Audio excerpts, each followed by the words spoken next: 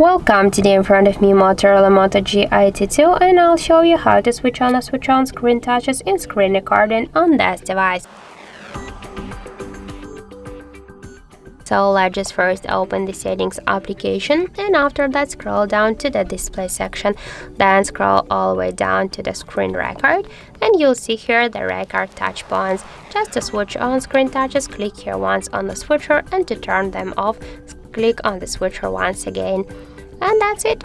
Also, we have the second way how we can activate the screen touches, so how we can launch this the screen recording settings. Just first open the notification panel, and somewhere here on the top bar find screen record icon. Just hold for a while this icon and you'll launch the same screen record settings, and by this way you can also turn on or turn off the screen touches.